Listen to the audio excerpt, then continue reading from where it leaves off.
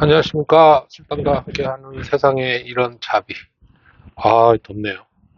오늘 그 더위를 날려주실 그 게스트를 한분 모셨습니다. 연남동에 사신다고 하십니다. 본인 소개 부탁드리겠습니다. 안녕하세요. 네. 네. 저는 춤추는 심리치료사 원은혜입니다. 반갑습니다. 제가 이거 지금 한 반년 정도 라디오 했는데 가장 특이한 직업인 것 같습니다. 춤추는 심리치료사. 네. 그러니까 춤도 추고 심리치료도 한다는 거죠? 그렇죠. 네. 생소한 분들도 많이 계실 것 같은데, 네. 사실 미국에서는 한 1920년대 이때부터 굉장히 병원에서도 활성화되어 있는 그런 학문이고요. 네, 그래서 그 환자들을 신체 관찰을 하거나 움직임을 통해서 치료하는 방법 중에 하나인데요. 네, 저는 지금 현재는 그 명지대학교 대학원, 통합대학원, 치료대학원에서 예술심리치료 공부를 하고 있어요. 그 예술심리치료라는 것이 그런 방금 설명드렸던 그런 오래된 학문, 무용 또는 그러니까 무용 동작이라고 할 수 있고요. 무용이나 미술이나 음악 또는 그런 사이코드라마 요즘 많이 하시잖아요. 네, 그런 심리극 같은 그런 예술적인 요소를 활용해서 사람들의 마음을 치료하는 그런 학문이라고 보시면 되겠습니다. 미국에서 1920년대 했다는 건 굉장히 놀랍네요. 네, 네. 그래서 사실은 자폐 또는 다운 증후군 또 류마티스 뭐 관절염 일반인부터 실질적으로 장애가 있는 분들에게 모두 적용해서 몸과 마음을 사실은 동시에 치료하는 그런 학문이에요. 근데 그럼 주로 이제 그거를 춤이나 무용으로? 그렇죠. 그런데 춤을 뭐 정확히 말씀을 드리면 우리가 생각하는 춤 하면 뭐 케이팝이나 어떤 그렇게 딱 획일화된 규칙성 있는 춤을 얘기하는데 사실은 이제 저희는 춤을 사람들의 움직임이나 행동을 관찰하는 조금 더 직관적으로 설명드리면 그 사람의 우리가 말투나 움직임에서 나오는 일반적이지 않은 리듬들 있잖아요. 네. 예를 들면 조금 자폐성이 있는 친구들은 움직임이 어딘가 상동행동이 일어나고 다른 행동들이 일어나잖아요. 그런 것들을 모두 포함합니다. 그래서 조금 더 이 친구 조금 뭐 다른데? 라고 표현되는 것들이 사실은 그 사람이 이제 움직임이나 어조나 말투나 그런 행동들에서 일어나는 것들이거든요. 네, 그런 것들을 이제 면밀히 관찰하고 되게 안전하게 관찰해서 그런 부분들을 이 친구 내면에 어떤 것들이 있다라는 것을 좀 파악하고 전략을 세워서 치료를 하곤 합니다. 야, 이 공부하기가 만만치 않으시겠네요? 만만치 않습니다. 야, 오늘 춤추는 심리치료사 원은혜 선생님 모시고 이야기 나눠보겠습니다. 우리 첫 곡 한 곡 듣고 가겠습니다. 잘 듣습니다. 춤추는 심리치료사 원은혜 선생님 모셨는데 저는 진짜 아주 생소해도 이렇게 생소한 직업이 처음이라 조금만 더 자세하게 설명해 주시면 좋을 것 같습니다. 그래서 저는 이제 어떤 대상들을 만나는가라고 하면 지난 여름방학, 지난 겨울방학이었네요. 그때 중증 장애를 갖고 있는 여성 집단을 대상으로 11명 대상으로 장애라고 하시면 예를 들면 뇌병변일 수도 있고 정말 우리가 생각해 장애 판정을 받으신 분들 신체적으로 정신지체는 아니고 근데 이제 그런 정신이랑 같이 오잖아요 몸은. 그래서 저는 그런 학문을 몸을 기반으로 해서 연구하는 일을 하고 있거든요. 네, 이제 그래서 이제 그런 대상으로 해서 장애인분들을 만나서 조금 더 내 몸을 좀 잘 조절할 수 있고 자기 몸을 조절한다는 건 내 몸이 그러니까 쉽게 말해서 우리 어디 인대 하나만 다쳐도 내 몸을 내가 마음대로 못하고 화장실도 그렇- 제대로 못 가면 그렇죠. 예. 마음이 축 처지죠. 예. 그냥 되게 직관적인 설명은 그렇습니다. 근데 그분들도 어떻게 보면 정신은 말짱한 어느 정도 이렇게 소통이 다 되는데 이게 다 몸이 마음대로 안 되는 분들도 계세요. 네, 그런 분들이 이제 조금 더 마음을 잘 잡고 자기 몸을 잘 조절할 수 있도록 도와드리기도 하고. 네, 근데 이제 저희 포커스는 그럼 뭐 재활이랑 다를 게 뭐냐라고 말씀들을 하시는데 거기에 예술적인 요소를 가미한다는 게 조금 예술 심리 치료와 다른 포인트인 것 같습니다. 왜냐하면 예술이라는 건 어쨌든 그 포인트는 즐거움이잖아요. 사람들이 조금 더 노래 부르면 즐겁고, 네, 춤추면 즐겁고요. 네, 그런 즐거운 요소들을 활용해서 내가 뭔가 치료를 받거나 아픈 사람이다라는 관점에서 출발하는 게 아니라, 내가 너무 즐거운 걸 향유하고 있다. 나도 이런 걸 할 수 있구나의 단계로부터 가는 것 같아요. 그래서 그렇게 해서 치료를 좀 진행하고 있고, 또 한 가지는 예술 교육을 먼저 했어요, 사실은. 네, 그래서 한국무용을 전공했고요. 네. 무용을 전공하고 어린이들부터 한 70대 노인까지 만나본 것 같은데, 네, 한 어린이 교육을 조금 더 오래 해서 지금도 이제 어린이 교육 쪽으로 남산 쪽에 공간을 두고 계속 우아라는 공간을 두고 남산에요? 네, 남산에 공간을 두고 연구하고 있습니다. 그러면은 남산에 있는 공간에서는 그 어린이들을 위한 어떤 프로그램 운영하시는 그렇죠. 거예요? 네, 근데 저희는 뭐 거기는 거의 이제 연구소나 테스트 수업을 많이 하고 있고요. 네. 보통은 기관이나 외부 출강이 많습니다. 나가서 예를 들면 어떤 무슨 문화재단 지원 사업이라든지 네, 그런 데 가서 꿈다락 예술학교라고 혹시 아실까요? 꿈다락 예술학교. 꿈다락. 네, 이거는 이제 서울문화재단에서 예. 매년 이렇게 공고를 내서 선발을 해서 이제 진행하는 교육인데 거기에 이제 또 지원 사업을 넣었는데 잘 돼가지고 네, 이제 또 그런 일도 하고 있고 또는 재단 쪽에서 먼저 콜을 주셔서 연락을 주셔서 감사하게도 또 같이 계획부터 같이 해서 저희가 이제 교육을 진행하고 있기도 해요. 예술 교육이죠. 네. 그래서 그러면은 그 활동하는 분야가 굉장히 다양하신 거네요. 네, 그래서 사실 이제 저는 보시는 분들은 그 어떻게 다 하냐, 이렇게 막 엄청 뭐가 많다라고 얘기하시는데 저의 핵심은 그냥 춤과 예술인 것 같아요. 저는 이제 제가 춤 예술로 할 수 있는 모든 일을 하고 있는데 다만 그 예술에 큰 뿌리를 두고 교육 그리고 치료 그리고 공연 이렇게 세 가지 분야로 나뉜다고 보거든요. 그래서 카테고리로 그렇게 나눌 수 있지만 그 뿌리는 다 예술에 두고 있습니다. 근데 원래 아까 그 무용 전공하셨다고 하셨는데 네네. 어떻게 무용 전공하시다가 뭐 이쪽으로 이렇게 하시게 된 뭐가 있습니까? 그쵸. 아무래도 이제 저는 계속 6살부터 춤을 췄어요. 그 리트렌제스 같은 나이 6살 때 춤을 추셨다고요? 네, 맞습니다.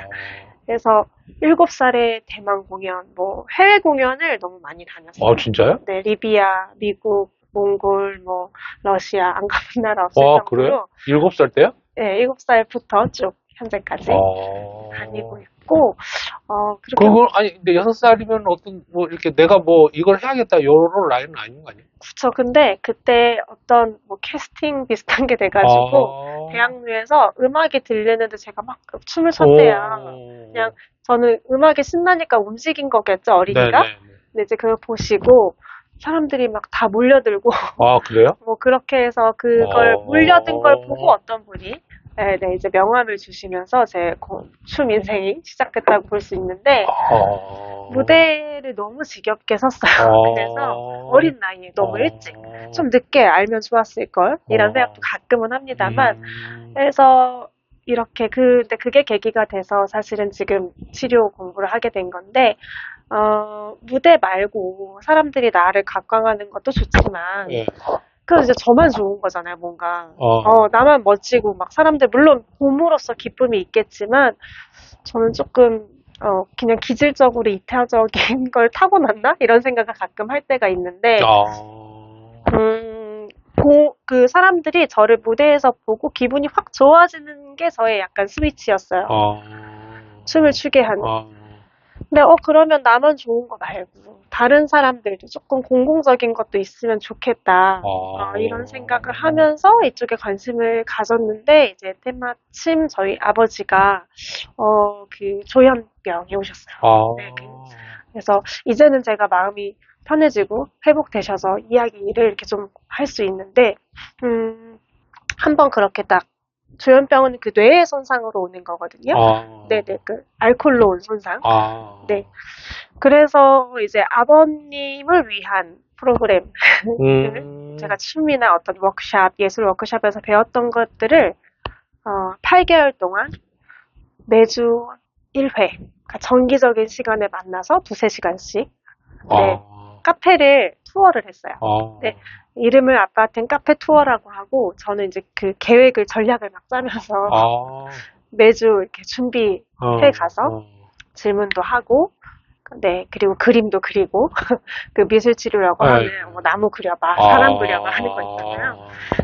네, 그런 것들을 좀 진행을 8개월 정도 했는데 아버님이 좋아졌어요. 많이 그래요? 좋아졌어요. 그러니까 처음에 시작할 때가 이게 그 조현병 이후가 진짜 힘든 거거든요. 네. 그러니까 초반에 좀 치료는 좀 잘 되셨고 근데 이제 성인 나이가 많은 남자가 일도 없어, 친구도 없어, 그러니까 가지 말라고 하니까 일단은 뭐 술도 못 마셔, 뭐 아무것도 안 된대. 그렇게 하시고 그리고 체력도 많이 떨어지셨고, 그러니까 많이 이제 우울감으로 오신 것 같아요. 그리고 동시에 와서 제가 이제 한 일주일에 한 번씩 그렇게 진행을 했는데 죽고 싶다 해서 일하고 싶다까지 올라오셔서 8개월 뒤에.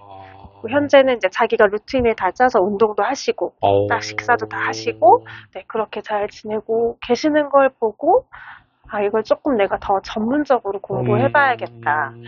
네, 그리고 이제 그러면서 좀 제가 어린이들을 막 만나러 다녔어요. 제가 프로그램을 예술로 마음 돌봄이라는 프로그램을 짜서 요즘 이제 언어 지연인 친구들도 너무 많고, 네네. 그리고 좀 그 경계선상에 있는 친구들이 많아요. 그래서 이제 예를 들면 그 지능적으로 경계성을 갖고 있는 친구들도 있고, 또는 그런 정신적인 지체나 이런 부분이 아닌데 가정의 이제 불화, 이혼이 정말 많잖아요. 우리나라 너무 유명하지 않습니까?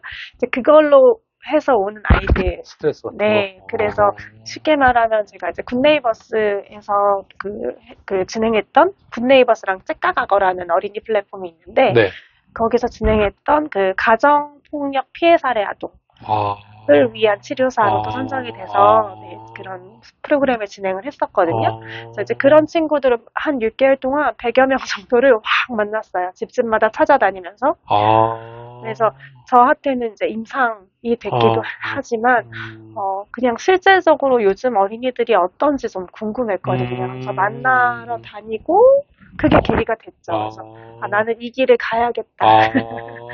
내가 다른 건 모르겠는데 내가 어떤 치료를 하는지 모르겠는데 적어도 이 어린이들이나 혹은 이런 내담자들을 만났을 때 나는 진심으로 들어줄 수 있을 것 같은 거예요. 그 얘기가 내 얘기 같고 그렇다고 막 전이를 일으키지는 않지만 그 부분적으로 제가 항상 조절을 하지만 진심으로 들어줄 수 있을 것 같아서 그리고 그 사람들이 좋아지는 거 아까 말했을 때 제 춤을 봤을 때 사람들이 딱 웃는 표정에 바뀌는 그런 스위치 여기서도 일어난 거죠. 그래서 공부를 좀 전문적으로 해봐야겠다 하면서 대학원에 왔고요. 네. 그러면은 아까 아이들 만났을 때 같은 경우면은 네. 직접 찾아가면 그런 아이들은 어떻게 이렇게 나타나는 반응 같은 게 있습니까? 있습니다. 그래요? 네, 그러니까 처음에는요, 일단 아이들 성향마다 기질마다 모두 100명의 어린이가 있으면 100명이 다 달라요. 근데 그림이나 춤, 동작 같은 걸로 이제 저희가 치료를 한다고 했잖아요. 리듬이나. 네, 이제 똑같은 리듬을 아이들이랑 했을 때 반응 속도라든지, 네, 혹은 그림을 그렸는데 본인이 너는 너무 기뻐요라고 하는데 그림은 상반대로 막 피가 흐르고 있다든지. 네. 그래서 이런 것들을 이게 사실은 이제 그림이나 예술이라는 거 결론적으로 무의식이 올라오는 거거든요. 자기도 모르는데 난 그냥 그렸는데 했는데 내재돼 있는 부분들이어서 그런 것들을 좀 파악하면서 네. 이건 약간 무섭기도 하네요. 그럴까요? 그 어른들도 이제 어떤 증상이 있으신 분들은 비슷하다는 그렇죠. 말씀이신 거예요. 그렇죠, 그렇죠. 근데 그렇게 선생님이 이렇게 같이 활동을 하면은 대부분 좋아집니까? 그러니까 사실은 아까 말씀드렸던 뇌병변 혹은 치매, 노인 같은 경우에는 그게 이제 그 좀 치매 같은 경우에 정확히 말씀드리면 치료가 됐다라는 기준이 뭐냐면 그 치매 때문에 일어나는 그 뭐 예를 들면 기억을 잃는다든지 이런 것들을 조금 늦추는 아, 역할을 하는 거지 아, 완벽하게 치료한다 말할 수 없고요. 회복은 안 되고. 네, 그러니까 내가 원래는 뭐 한 10분에 한 번씩 까먹었으면 한 20분에 한 번씩 까먹을 수 있게 좀 그렇죠, 지연시키는. 그렇죠. 그러니까 그 죽음을 좀 지연시키는 네, 그런 역할을 하고 있는 부분에서 치료라고 볼 수 있는 거고, 네, 어느 정도 그래도 약간의 자폐성 뭐 그런 우리가 생각하는 이제 아까 제가 말씀드렸던 우울감이라든지 이런 부분들은 많이 좋아지고 있고요. 방금 사례로 말씀드렸던 그 친구는 정말 많이 좋아졌던 게, 처음에는 그 그림을 그릴 때 가장 너의 안전한 곳은 어디야? 이런 곳을 이제 그려보게, 언제 가장 편안해? 라고 해서 이제 그림을 그렸는데, 침대를 그렸어요. 그래서 침대 편안할 수 있지. 했는데, 베개랑 모든 이불이 다 빨간색인 거예요. 그래서 빨간색 이불이 있으니까, 근데 아이는 울고 있고, 그 침대에 있는 아이는. 근데 이 친구는 이걸 가장 행복한 순간, 편안한 순간, 안전한 순간이라고 말하는 거예요. 그래서, 근데, 이불이 다 빨간색이네. 이걸 또 피라고 말하면 안 되거든요. 그 저의 선입견이니까. 아이가, 근데 이거는 피예요. 라고 먼저 얘기를 하더라고요. 그래서 왜 피가 흘러? 했더니 이제 그 침대 밑에 총이 있고. 네, 이제 이런 식으로 다 올라와요. 그래서 그 친구가 가장 안전한데 피가 나고 있는 건 되게 상반된 거잖아요. 근데 왜 이걸 안전하게 느끼는가까지 물어봤더니 자기가 엄마를 지킬 수 있기 때문인 거예요. 근데 아버님이 이제 폭력이 있으셨던 거죠. 네. 그래서 이런 식으로 하나하나 찾아가면서 그거 이제 괴리를 제가 조금씩 줄여주는 거예요. 그래서 저랑 이제 몸놀이도 하고, 네, 쉽게 말하면 어린이들은 놀이로 많이 접근을 해요. 리듬을 배운다는 것도, 리듬을 뭐 교육하는 테크닉을 가리키는 게 아니라 이 리듬을 가지고 조금 더 편안한 리듬을 가질 수 있게. 그러니까 예를 들어서 그 편안한 리듬이라는 게 불안 응하서 혹시 뭐라고 생각하세요? 불안이요? 불안? 약간 뭐 심장의 두근거림? 불안한 건 사실은 그 다음을 알 수 없는 거거든요. 근데 리듬에는, 그 춤에는 규칙이 있어요. 그 규칙이라는 기둥을 세워서 그게 패턴화되면 춤이 되거나 음악이 되는 거거든요. 근데 불안은 이 규칙이 없는 거예요. 모르는 거. 그래서 아이한테 그 규칙을 통해서 몸으로 그걸 익혀서 마음의 불안을 좀 조절하는 방법을 알려주는 거거든요. 그래서 네, 설명하자면 일단은 그렇습니다. 네. 근데 그렇게 활동하시면은 선생님 굉장히 피곤하지 않습니까? 네, 저도 나름 또 쉬는 시간에 딱 친구분이 따로 떼어놓고 있고요. 네, 그렇습니다. 또 쉬는 거 저도 많이 피곤하죠. 당연히 사람이니까. 근데 저 나름대로 아니 이게 여쭤본 게 그냥 단순히 이제 뭐 일을 하거나 노동을 하는 개념이 아니고, 그쵸. 사실은 완전히 에너지가 한쪽으로 쏠리는 일이잖아요. 네네. 그러면 이제 본인 에너지가 계속 빠져나가니까. 맞아요. 분명히 그런 것들도 있는데, 이게 진짜 신기한 게 치료는요, 제가 해보니까, 그렇게 하고 나서 저한테 또 오는 치유가 있어요. 그 사람이 변화하잖아요. 그래서 매주 만날 때마다 사람이 몸이 바뀌어요. 그래서 저는 이제 몸을 보는 사람이니까 그 사람의 몸이 이렇게 등이 굽어 있다거나 아니면 어딘가 눈치를 보고 있는 그런 불안해서 약간 편안하고 사람을 바르게 바라보고 걸음걸이가 가벼워지고 그런 것들을 보면 사실 엄청나게 치유를 받죠. 그런 데서 이제 힐링을 찾고 있어요. 사실 제가 현재 성인 내담자로는 경계성 인격장애 성인 남성, 네, 내남자분이 계신데, 그분도 처음에는 좀 다른 세계에 있는 사람 같은, 네, 좀 붕 떠 있는, 그런 게 이제 몸에서 느껴졌는데, 정말 한 지금 8회기, 9회기 하고 있는데 정말 많이 좋아지셔가지고. 그래요? 네네네, 그렇습니다. 근데 물론 좌절도 있어요. 그 분이 막 좋아지셨다가도 어느 순간 확 떨어지기도 하거든요. 근데 이제 그걸 그냥 받아들여야 된다고 하더라고요. 네네. 그 누구의 잘못이 아니니까. 그래서 다시 또 거기서 출발하고. 네네. 굉장히 시간이 많이 걸리는 작업이기도 하겠네요. 그렇죠. 맞습니다. 네. 한 땀 한 땀.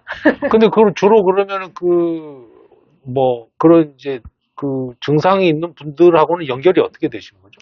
보통 그것도 이제 센터들 많이 있고요. 예를 들면 재활센터나 네네, 그런 쪽에서 연락을 주셔서 가기도 하고, 학교에서 연계를 해서 가기도 하고요. 또는 소개로. 왜냐면 이제 심리센터가 연남동에서 하고 있으니까, 네네, 이제 연계해서 상담을 직접 오시는 분도 있습니다. 근데 그렇게 굉장히 이제 어떻게 보면 약간 타인을 돕고 이렇게 좀 그런 일인데 그게 이제 보수 측면도 괜찮습니까? 뭐 이제 상담사들 많이 박봉이라고 이런 얘기도 많이 하시고 실제로도 이렇게 보면 그런 부분들도 있는데 저는 이 부분을 딱 들었을 때는 그냥 상대적 금융권에 다니시는 분들처럼 제가 막 엄청난 연봉을 딱 이렇게 받고 그렇게 뭔가 이렇게 딱 보장받고 일하지는 당연히 않고요. 어떻게 보면 이것도 자영업의 일부잖아요. 그래서 정확히 말씀드리면 자기 하기 나름이다. 많이 할수록. 그렇죠. 그리고 어쨌든 더 실례로 오은영 선생님 하면 가난할 것 같진 않으시잖아요. 그렇죠.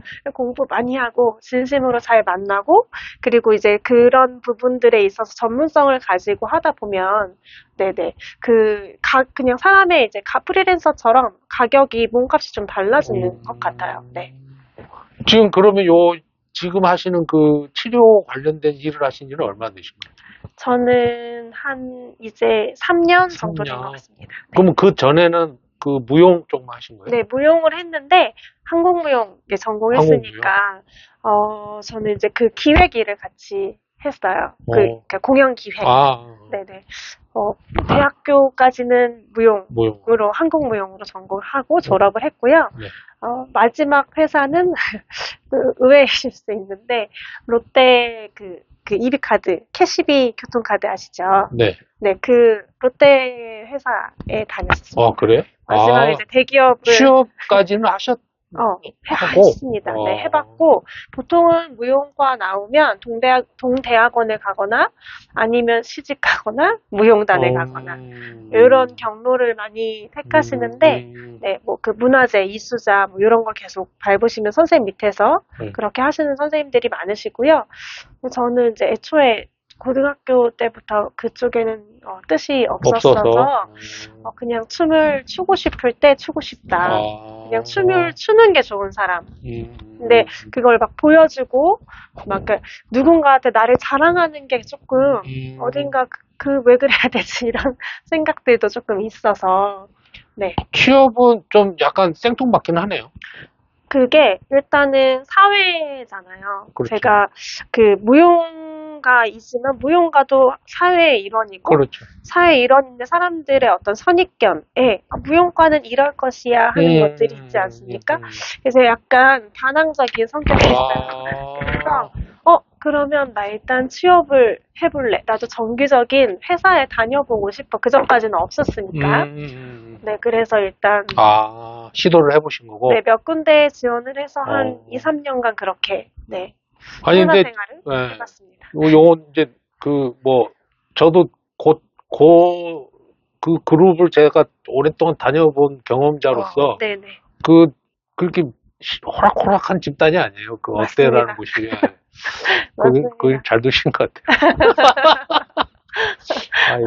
원래 마케팅 영업관리팀 일반 부서 있었는데. 그러셨군요. 제가 이제 결단을 다니면서 확실해졌어요. 아, 우리 무용을 해야겠다. 네. 선생님, 결단한 이야기는 네. 우선은 우리 노래 한 곡 듣고. 네, 좋습니다. 혹시 준비하신 노래? 노래를 불러주신다는 건 줄 알았는데 제가 부르는 거였나요? 아니요, 노래는 틀어드리고, 네. 이 노래를 선곡한 이유. 이 노래. 네. 이 노래는 고등학교 때부터 애창곡 노래방에서. 노래방에서? 네. 그 김유나님을 너무 사랑하는. 그래요? 뮤지션입니다. 알겠습니다. 혹시 바꿔도 되나요? 안 됩니다. 알겠습니다. 원은혜 선생님의 애창곡 한 곡 듣고 가겠습니다.